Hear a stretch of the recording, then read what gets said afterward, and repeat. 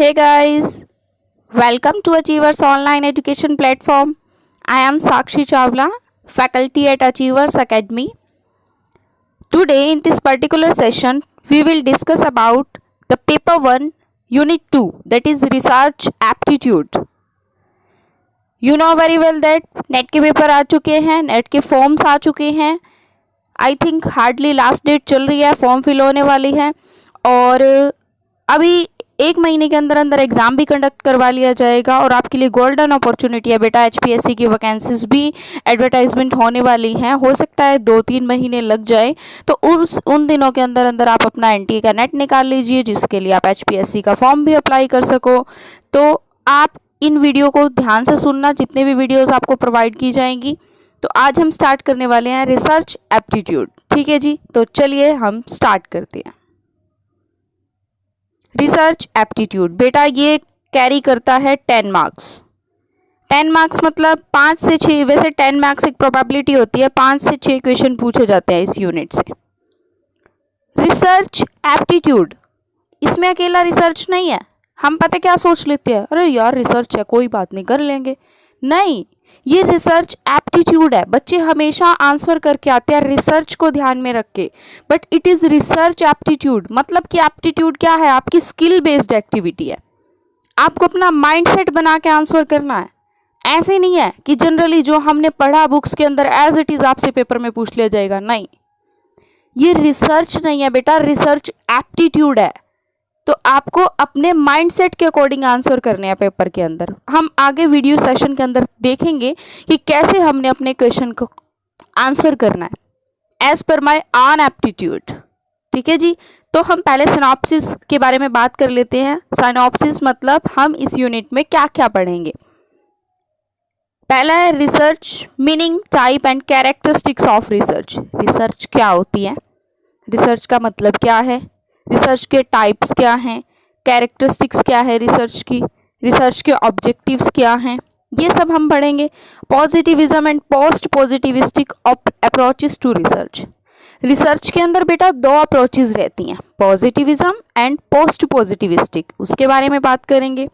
Methods of research के बारे में बात करेंगे. Experimental research, descriptive research, historical, qualitative, quantitative, empirical research. There are lot of research, cross sectional, longitudinal. यहाँ पर मेनली कुछ नेम मेंशन है, बट हम बहुत सारे मेथड्स हैं जिसको हम स्टडी करेंगे. इसके अलावा इसके साथ साथ हम स्टडी करेंगे स्टेप्स ऑफ रिसर्च. एक स्टेयर होती है ना, जैसे हमारे घर में एक सीढ़ी लगी हुई होती है, हम नीचे से ऊपर की तरफ जाते हैं. रिसर्च में भी ऐसे ही होता है. मेरे माइंड में एक आइडिया आया, मैं उस आइडिया पे काम करना स्टार्ट कर देती हूँ. रिसर्च का मतलब क्या है, मुझे कुछ सर्च ही तो करना है. तो स्टेप्स होते हैं रिसर्च को करने के. जैसे मेरे को नीचे से ऊपर छत पे जाना है, तो मैं उसी तरीके से मुझे कुछ रिसर्च करनी है, तो पहले मैं एक छोटे स्टेप से चलूँगी, फिर मैं आगे चलते चलते चलते चलते अपना जो आइडिया मेरे माइंड में था, जिस पर मुझे काम करना था, मैं फाइनल कंक्लूड करूँगी उस काम को करके. There are lot of steps in research. हम बड़े ही एलैबोरेटिव वे में इसको नेक्स्ट आने वाली वीडियोस में पढ़ेंगे. Thesis and article writing, format and styles of referencing.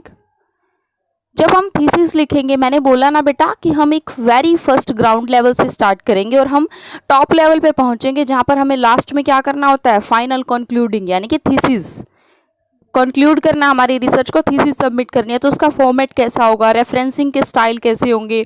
बहुत सारे स्टाइल होते हैं, MLA, APA, शिकागो, ये रेफरेंसिंग के स्टाइल होते हैं, तो हम उनके बारे में बात करेंगे. Application of ICT in research. ICT मतलब इंफॉर्मेशन एंड कम्युनिकेशन टेक्नोलॉजी. हम यहाँ पर ICT का भी अप्लाई करेंगे रिसर्च में. वो रिसर्च नहीं रहेगी आजकल की हम पेपर पेन लेके बैठेंगे काम करेंगे. ICT का यूज़ करना है, कंप्यूटर का यूज़ करना है, इंटरनेट का यूज़ करना है रिसर्च में. लाइक मुझे डेटा कलेक्ट करना है, मैं घर घर जाऊंगी डेटा कलेक्ट करने. अगर मेरी PhD 4 साल की है ना, तो वो 40 साल में कंप्लीट होगी. अगर मेरा सैम्पल लेवल बहुत बड़ा होगा तो मुझे क्या करना है, ICT का यूज़ करूँगी. मैं गूगल फॉर्म्स बनाऊँगी, अपने सभी फ्रेंड्स में स्प्रेड करूँगी, सबकी ईमेल ID लूँगी, सबको मेल करूँगी, एक मेल ड्रॉप कर दूँगी, रिक्वेस्ट मेल कि मुझे ये फिल करके दे दो. मैं उनसे फिल करा सकती हूँ, मैंने ICT का यूज़ कर लिया. There are a lot of software that will help in our research. तो ये ICT का भी यूज़ है, हम सीखेंगे क्या यूज़ होता है. उसके बाद है रिसर्च एथिक्स. बिना एथिक्स के बेटा हम कोई काम कर नहीं सकते लाइफ में। अगर हम करेंगे तो वो हमारा काम इमोरल होगा। रिसर्च एथिक्स कहती है कि आपको बाइजनेस नहीं होना। पीपीएफ एफएफपी पढ़ेंगे हम, फाल्सिफिकेशन, फैब्रिकेशन, प्लैगरिज्म, ये सब पढ़ेंगे हम रिसर्च में, जिसमें आपको पता चलेगा कि फाल्सिफिकेशन क्या है, हम गलत रास्ता कहाँ अपना रहे हैं रिसर्च के अंदर। जैसे ना फॉर एग्जाम्पल के लिए मुझे 100 लोगों का डेटा चाहिए, मेरे को मिले 90। मैंने बोला किसी को पता थोड़ा ना चलता है, मैं 10 अपने आप ऐड कर लेती हूँ, सीता गीता राम श्याम हरि मोहन राधा कृष्ण, किसी को भी ऐड कर लूँगी मैं। फॉल्स डेटा कलेक्ट किया ना मैंने। प्लैगरिज्म है, मेरे को लगा कि यार टाइम लग रहा है डेटा कलेक्ट करने में, मैंने क्या करना है, मैं क्या करती हूँ, मैं किसी का डेटा कॉपी कर लेती हूँ बिना किसी ऑथेंटिक सोर्स के, बिना ऑथर की परमिशन के, मैंने उनका डेटा कॉपी कर लिया। This is plagiarism. तो ये रिसर्च एथिक्स नहीं है ना। तो हम पढ़ेंगे इस पूरी यूनिट के अंदर रिसर्च क्या होती है, उसका मीनिंग क्या है, टाइप क्या है, कैरेक्टरिस्टिक्स क्या है, अप्रोचेस, मेथड्स, एरर के बारे में पढ़ेंगे, हाइपोथेसिस के बारे में पढ़ेंगे हम, steps of research, referencing style, seminar, symposium, conference and a lot of things we will study in this research aptitude unit. Clear? Research ethics. तो हम उससे पहले क्या करते हैं बेटा, अपना टॉपिक स्टार्ट करने से पहले golden rule to solve research question, हम कैसे कैसे रिसर्च क्वेश्चन को सॉल्व कर सकते हैं। Simple, read the question carefully. मैंने बोला ना ये एप्टीट्यूड है, हम लोग कैसे सॉल्व करेंगे रिसर्च को, रिसर्च के वे से, तो गलत हो जाएगा। एप्टीट्यूड है ये, हमें क्वेश्चन को ध्यान से पढ़ना है, अपने माइंड का यूज करना है, अपनी स्किल का यूज करना है, तब उसका आंसर करना है। प्रैक्टिस करो आप क्वेश्चन की डेली, जितने भी इंपॉर्टेंट पॉइंट्स आए उन सबको नोट कर लीजिए अपनी नोटबुक में, एक डिक्शनरी बनाइए उन पॉइंट्स की, फिर आप उनको उसके आंसर चेक कीजिए, उनकी जो एक्सप्लेनेशन चेक कीजिए इंटरनेट से। देन आप आज से 30 दिन पढ़े हैं पेपर को, 30 दिन के अंदर आपके मान लीजिए रोज के 3 वर्ड भी कलेक्ट करते हो तो 90 वर्ड हो गए रिसर्च के। कोई रोक ही नहीं सकता 5 क्वेश्चन ठीक होने से आपके।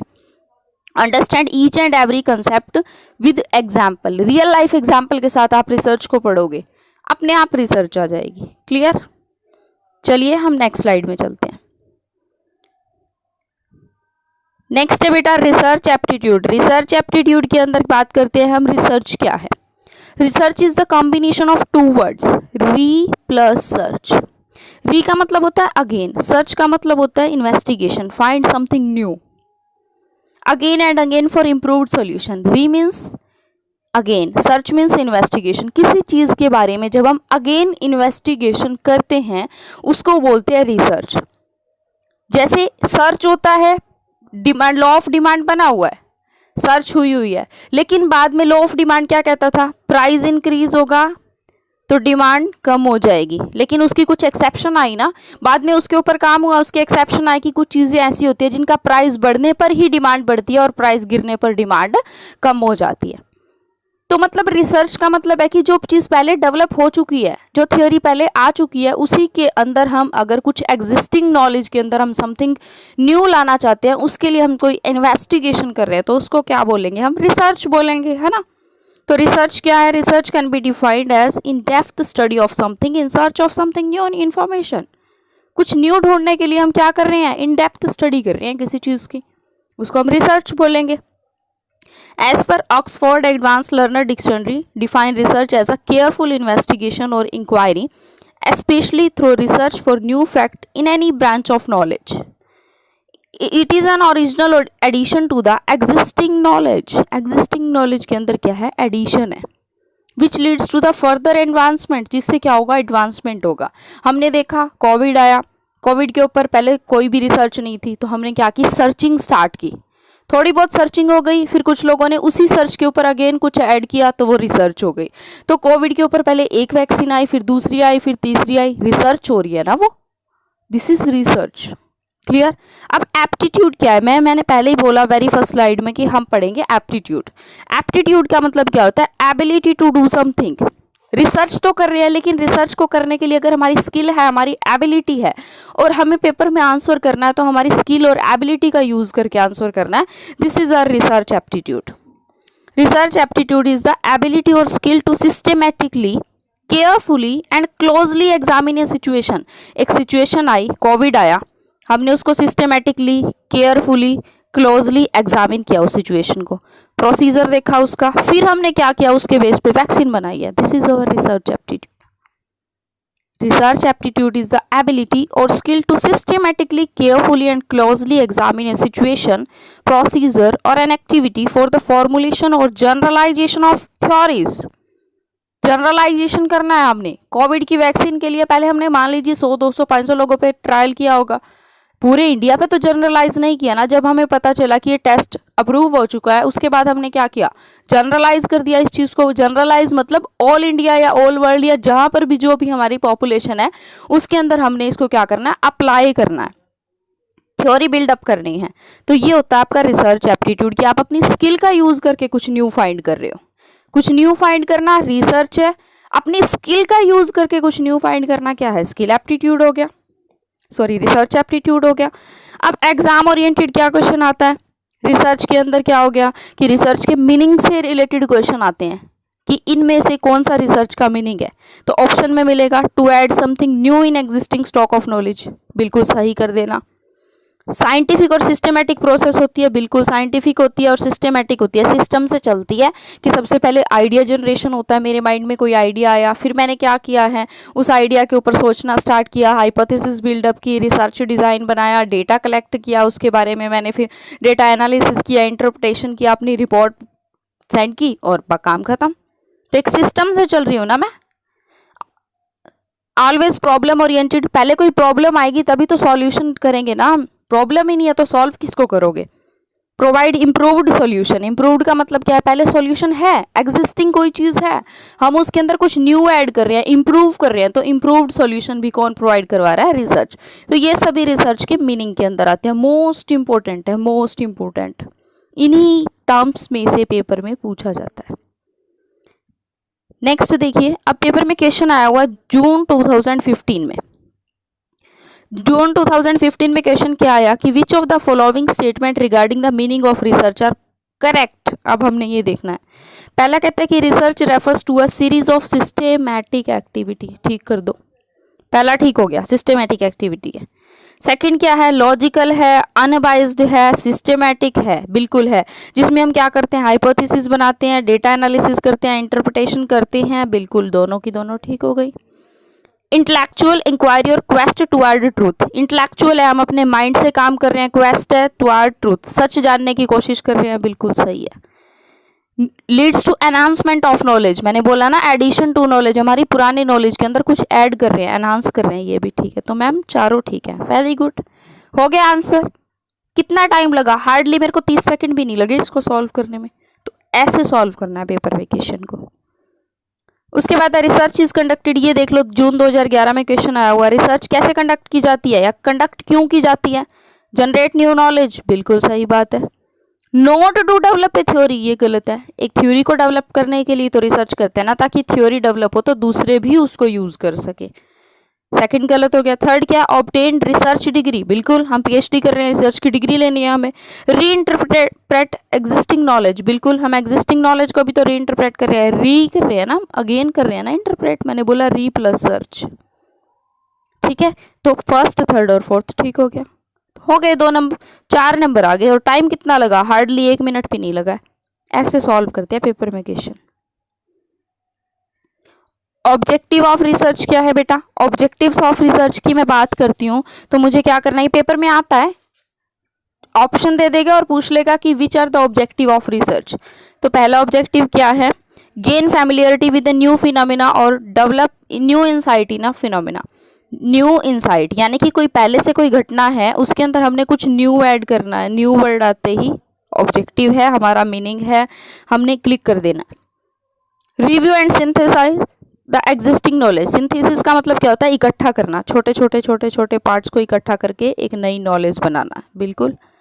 इन्वेस्टिगेट समथिंग एग्जिस्टिंग सिचुएशन और प्रॉब्लम, इन्वेस्टिगेट करना है कुछ एग्जिस्टिंग चीज़ के अंदर, बिल्कुल। सॉल्यूशन प्रोवाइड करवाना है। उसके बाद क्या करना है, एक्सप्लोर करना है मोर इश्यूज पर, कंस्ट्रक्ट और क्रिएट ए न्यू प्रोसीजर और सिस्टम, जनरेट न्यू नॉलेज, ये सब हमारे क्या रहते हैं, ऑब्जेक्टिव्स ऑफ रिसर्च। उसके बाद मैं बात करती हूँ कैरेक्टरिस्टिक्स ऑफ रिसर्च की। रिसर्च के अंदर क्या क्या कैरेक्टरिस्टिक्स होती हैं। सबसे पहला है ऑब्जेक्टिविटी कि रिसर्च कैसी होनी चाहिए, मोस्ट इंपॉर्टेंट है, यहाँ से क्वेश्चन आता ही आता है। ऑब्जेक्टिविटी, रिसर्च कैसी होनी चाहिए, objective means that without any bias. Research के अंदर बायसनेस नहीं होनी चाहिए, कोई पर्सनल एक्सटर्नल किसी टाइप की कोई बायसनेस ना हो, एक स्टैंडर्ड प्रोसीजर हो जिसके थ्रू हम जाकर के फॉलो कर रहे हैं और अपना काम कर रहे हैं। सेकंड है रिलायबिलिटी, रिसर्च कैसी होनी चाहिए, रिलायबल होनी चाहिए। रिलायबल का मतलब क्या है कि जो प्रोवाइड करवाए उसके रिजल्ट कंसिस्टेंट हो। रिसर्च के अंदर जो भी काम किया जाए उसका रिजल्ट कंसिस्टेंट हो, बाद में आप उसको वेरीफाई भी कर सको कि ये सही है कि गलत है।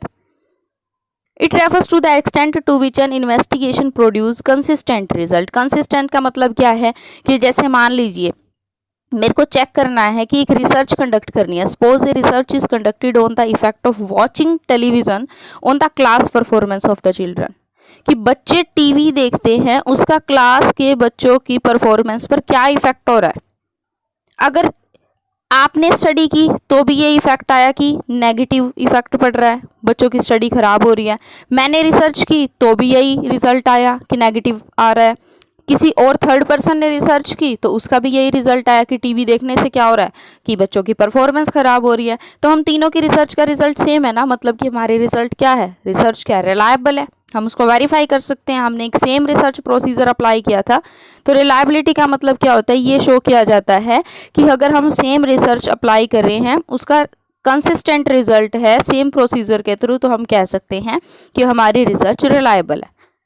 तो रिसर्च की जो गुड कैरेक्टरिस्टिक्स होती है उसके अंदर रिसर्च ऑब्जेक्टिव होनी चाहिए, बिना किसी बायसनेस के रिसर्च करनी है, पक्षपात नहीं करना है रिसर्च करते वक्त, कंसिस्टेंट रिजल्ट हो, ठीक है जी। उसके बाद क्या है, कहता है कि the more similarity in the result the more reliability of research. मैंने रिसर्च किया जिस मेथड को, जिस पॉपुलेशन को लेकर के, जिस सैंपल को लेकर के, जिस मेथड को लेकर के, अगर आप सारा मेथड सैंपल पॉपुलेशन सेम ले रहे हो और आपके और मेरे रिजल्ट सेम है, मतलब हमारी रिसर्च रिलायबल है, कंसिस्टेंट है, हम विश्वास कर सकते हैं अपनी रिसर्च पर। वैलिडिटी, वैलिडिटी का मतलब होता है एक्यूरेसी ऑफ प्रोसीजर, कि रिसर्च के अंदर जो प्रोसीजर अप्लाई कर रहे हो वो एक्यूरेट होना चाहिए, एरर फ्री होना चाहिए, हमारी रिसर्च में कोई भी एरर नहीं है, तो हम बोलेंगे कि हमारी रिसर्च क्या है, वैलिड है। वैलिडिटी दो टाइप की होती है, internal validity, external validity. CDLU university PhD entrance exam में क्वेश्चन आया हुआ था इंटरनल वैलिडिटी से। तो ये आपका ऐसा नहीं है कि रिसर्च एप्टीट्यूड सिर्फ नेट का पेपर दोगे इट्स इनफ, नहीं, हमारा गोल क्या होता है, PhD करनी है, असिस्टेंट प्रोफेसर बनना है, JRF लेना है, नेट लेना है, हमारे बहुत सारे गोल्स है इस चीज़ से रिलेटेड शॉर्ट टर्म के। तो PhD के एंट्रेंस एग्जाम दोगे वहाँ पर भी रिसर्च एप्टीट्यूड से क्वेश्चन देखने को मिलते हैं। 100 क्वेश्चन आते हैं जिसमें से 50 क्वेश्चन तो रिसर्च से ही रिलेटेड होते हैं। तो आप सोच सकते हो कि आपके लिए ये यूनिट कितनी इंपॉर्टेंट है। तो इंटरनल वैलिडिटी होती है बेटा, refers to the degree of confidence that the casual relationship between cause and effect is trustworthy. Internal validity बताती है कि जब हमने कोई रिसर्च कंडक्ट की है तो जो उसका कोज एंड इफेक्ट रिलेशनशिप है वो बिल्कुल बेटर है, सही है, जो भी हमने काम किया है वो बिल्कुल एक्यूरेट है, ट्रस्टवर्दी है। लाइक लैब एक्सपेरिमेंट कर रहे हैं हम इंटरनली, तो उसका जो कोज एंड इफेक्ट रिलेशनशिप है वो बेटर है, तो हम बोल सकते हैं कि हमारी जो रिसर्च है वो अच्छी है, इंटरनली वैलिड है। एक्सटर्नली वैलिड का मतलब क्या होता है, रिसर्च की जो हमने काम किया है हम उसको जनरलाइज कर सकते हैं, पूरी पॉपुलेशन के ऊपर उसको अप्लाई कर सकते हैं, और अगर हम अप्लाई कर पा रहे हैं तो मतलब हमारी रिसर्च एक्सटर्नली वैलिड है। कोविड की रिसर्च क्या एक्सटर्नली वैलिड है, क्यों वैलिड है, क्योंकि ऑल इंडिया के ऊपर उन्होंने कोविड की वैक्सीन लगाई और ऑल इंडिया क्या है, कुछ ज़्यादा हार्मफुल इफेक्ट नहीं थे उसके, तो एक्सटर्नली वैलिड हो गई वो। उसके बाद बात करते हैं फोर्थ क्रेडिबिलिटी की। क्रेडिबिलिटी होता है used best source of information. जब भी आप रिसर्च करो आप बेस्ट सोर्स ऑफ इंफॉर्मेशन का यूज़ करो। अगर हम ज़्यादा से ज़्यादा सेकेंडरी डाटा यूज़ कर लेते हैं, पहले मैं डिफरेंस बता देती हूँ प्राइमरी और सेकेंडरी डाटा में। प्राइमरी डाटा होता है जब हम खुद से एक रिसर्चर सर्च करता है, डाटा कलेक्ट करता है। सेकेंडरी डाटा होता है ऑलरेडी पब्लिश्ड डाटा, एक रिसर्चर उसको यूज़ कर रहा है। कई बार ना हमारे पास टाइम नहीं होता रिसर्च करते वक्त, हम क्या करते हैं किसी का ऑलरेडी पब्लिश्ड डाटा ले लेते हैं विद अथेंटिक सोर्स, उसके ऑथर की परमिशन से क्या करते हैं हम उसका सेकेंडरी डाटा ले रहे हैं। लेकिन ज़रूरत से ज़्यादा जब हम सेकेंडरी डाटा ले रहे हैं तो उससे क्या होगा, प्रॉब्लम क्रिएट हो जाएगी। हमें क्या करना है, एक बैलेंस बनाना है, trade off between primary data and secondary data. हमें फेक रेफरेंसेस यूज़ नहीं करने हैं, एक्यूरेट रेफरेंसेस यूज़ करने हैं रिसर्च में, जिससे कि क्रेडिबिलिटी यानी कि रिसर्च की विश्वसनीयता इंक्रीज हो जाएगी। तो क्रेडिबिलिटी के अंदर क्या होता है कि हमें बेस्ट सोर्स ऑफ इंफॉर्मेशन का यूज़ करना है। उसके बाद है जनरलाइजेबिलिटी। रिसर्च ऐसी होनी चाहिए जिसको आप जनरलाइज कर सको, ओवरऑल इम्प्लीमेंटेशन कर सको। ऐसा नहीं है कि रिसर्च कर ली और अपने घर पे थीसिस लॉक करके रख दी अलमीरा में। नो, रिसर्च ऐसी होनी चाहिए जो ओवरऑल इम्प्लीमेंटेशन हो सके। साइक्लिकल, जो हमारी रिसर्च होती है ना वो एक साइक्लिकल नेचर की है। प्रॉब्लम से स्टार्ट होती है और एंड विद ऑल्सो प्रॉब्लम पे ही आके एंड होती है। लॉजिकल, हमारी जो रिसर्च होनी चाहिए वो लॉजिकल होनी चाहिए। Implies that research is guided by the rules of logical reasoning. Induction and deduction are of great value in research. Inductive research होती है, हम कुछ नए नए ऐड करते चलते हैं। डिडक्टिव रिसर्च होती है, ऑलरेडी पहले एक थ्योरी डेवलप हो चुकी है जिसके बेस पर हम कंक्लूजन फाइंड आउट कर रहे हैं। तो लॉजिकल रिसर्च होनी चाहिए हमारी, रेप्लिकेबल होता है, हम बार बार उसको यूज कर सके, ऐसी रिसर्च होनी चाहिए। इंपेरिकल रिसर्च होती है हमारी research, real life experience based होनी चाहिए, direct experience observation based research होनी चाहिए। उसके बाद है जी सिस्टमेटिक, हमारी रिसर्च एक प्रॉपर सिस्टमेटिक रिसर्च होनी चाहिए, एक सिस्टम में हर एक स्टेप के बाद दूसरे स्टेप को फॉलो किया गया हो। मैंने पहले ही बताया था ना, हम यहाँ से चले, यहाँ से चले, यहाँ से ऐसे ऐसे, हमारे घर की स्टेयर्स ऐसी होती है ना, हम एक सीढ़ी से चल रहे हैं, दूसरी पे पहुँच रहे हैं, फिर तीसरी पे पहुँच रहे हैं, ऐसे है ना। ऐसा तो नहीं है मैंने यहाँ से चढ़ी सीधा यहाँ छत पे पहुँच गई, सिस्टमेटिक नहीं हुआ ना। हर एक स्टेप दूसरे स्टेप को फॉलो करता है। सबसे पहले हमारे माइंड में एक प्रॉब्लम आती है, एक आइडिया आया, उस आइडिया पे मैं काम करना स्टार्ट कर देती हूँ। आइडिया जनरेशन हो गया, काम करना स्टार्ट किया, हाइपोथेसिस बिल्डअप की, मैंने रिसर्च डिज़ाइन बनाया, मैंने डेटा कलेक्ट किया, इंटरप्रेट किया, रिजल्ट बनाए। एक सिस्टमेटिक वे में चल रही हूँ ना मैं। ये होती है हमारी रिसर्च। हर एक रिसर्च का एक डेफिनेट प्रोसीजर होना चाहिए। तो हमने कौन कौन सी कैरेक्टरिस्टिक्स पढ़ी हैं, ये पेपर में आता है, 4 आंसर दे देगा, 4 ऑप्शन की। Which are the characteristics of research? Objectivity, subjectivity, reliability या वैलिडिटी। तो ऑब्जेक्टिविटी, रिलायबिलिटी, वैलिडिटी तीनों कैरेक्टरिस्टिक्स हैं, लेकिन सब्जेक्टिविटी आप हटा दोगे, वहाँ से रिमूव कर दोगे। Subjectivity is not the part of research. तो objectivity, reliability, validity, internal external validity होती है, credibility, generalizability, cyclical, logical, replicable, empirical research and systematic research, ये सब आपकी कैरेक्टरिस्टिक्स होती है। उसके बाद हम बात करते हैं अप्रोचेस टू रिसर्च की। अप्रोचेस टू रिसर्च के अंदर 2 टाइप की अप्रोचेस होती हैं, पॉजिटिविज्म एंड पोस्ट पॉजिटिविस्टिक। इससे पहले हम थोड़ा सा मूड को फ्रेश करते हैं। अप्रोचेस टू रिसर्च के अंदर ना, रिसर्च करने से पहले पता क्या होता था, आज से काफ़ी टाइम पहले की बात करें तो लोग क्या मानते थे, जो कुछ है भगवान ने किया है, जो कुछ कर रहा है भगवान कर रहा है, जो कुछ करेगा भगवान करेगा। थियोलॉजिकल सिस्टम था, सब आध्यात्मिक बेस था, थियोलॉजिकल सिस्टम था। उसके बाद सिस्टम आया, वेस्टर्न कंट्रीज आई, अपने नए नए कंसेप्ट लेकर के आई, फिर आया पॉजिटिविज्म। पॉजिटिविज्म के अंदर ये बोला गया कि नहीं, जितनी भी चीज़ें हो रही हैं हम उनको साइंटिफिकली प्रूव कर सकते हैं। Everything is based on cause and effect relationship. Everything can be proved. हम हर एक चीज़ को प्रूव कर सकते हैं। Everything can be proved.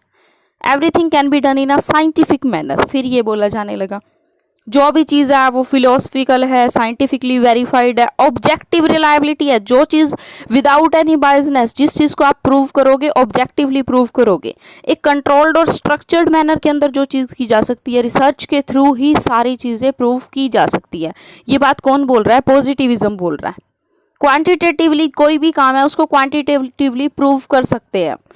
सबसे पहले क्या था? थियोलॉजिकल सिस्टम था, जिसके अंदर ये बोला जाता था कि जो कुछ कर रहा है भगवान कर रहा है, हम कुछ प्रूव नहीं कर सकते। फिर बाद में आया पॉजिटिविज्म, उसमें बोला गया कि हम हर चीज़ को, ध्यान देना, everything can be proved with the cause and effect relationship in a scientific manner. Quantitatively हम हर चीज़ को प्रूव कर सकते हैं, पॉजिटिविज्म बोलता है। फिर आया पोस्ट पॉजिटिविस्टिक। पोस्ट पॉजिटिविस्टिक कहता है, इसको क्रिटिसाइज करता है पॉजिटिविज्म को। पोस्ट पॉजिटिविस्टिक बोलता है कि everything can not be proved through research, something can be proved through our common sense. कि सारी चीज़ें रिसर्च ही नहीं बताती, कुछ हम अपनी कॉमन सेंस से, कुछ लॉजिक के थ्रू भी प्रूव करते हैं। तो पॉजिटिविज्म को क्रिटिसाइज कौन करता है? Post positivistic. ये कहता है मैथडोलॉजिकल है, हम कोई भी काम करते हैं सब्जेक्टिव वे में करते हैं, रिसर्च की कैरेक्टरिस्टिक्स में ऑब्जेक्टिव पढ़ा था ना, क्योंकि हम पॉजिटिविज्म की बात कर रहे हैं। पोस्ट पॉजिटिविस्टिक बिल्कुल जो मॉडर्न कंसेप्ट है, ये क्या कह रहा है कि हम सब्जेक्टिव यानी कि अपने खुद की अंडरस्टैंडिंग से भी तो सोच के काम कर रहे हैं कि कहीं आग लगी हुई है तो मैं, कहीं धुआं उठ रहा है तो मैं सोच रही हूँ ना कि हाँ हो सकता है यहाँ आग लगी होगी। पोस्ट पॉजिटिविस्टिक, मैं वहां गई तो नहीं ना चेक करने, काफी दूर से धुआं आ रहा है, मैंने तो एक प्रिडिक्ट कर लिया कि आग लगी होगी, कॉमन सेंस है। पोस्ट पॉजिटिविस्टिक लॉजिकल है, लॉजिक बेस्ड होती है, इंडक्टिव होती है। ये क्वालिटेटिव बात जब करते हैं तो वो पोस्ट पॉजिटिविस्टिक नेचर होता है। तो रिसर्च की दो अप्रोचेज होती है, पॉजिटिविज्म और पोस्ट पॉजिटिविस्टिक। पॉजिटिविज्म बोलता है कि हम हर चीज़ को क्या कर सकते हैं, प्रूव कर सकते हैं, लेकिन पोस्ट पॉजिटिविस्टिक बोलता है कि कुछ कॉमन सेंस भी होती है, सारी चीज़ों को हम प्रूव नहीं कर सकते। तो ये था हमारा आज का कंसेप्ट। आई होप आपको अच्छा लगा होगा। इस वीडियो को देखने के लिए थैंक यू वेरी मच। इस चैनल के साथ बने रहिए और आगे आने वाली वीडियोस को देखते रहना। Thank you very much.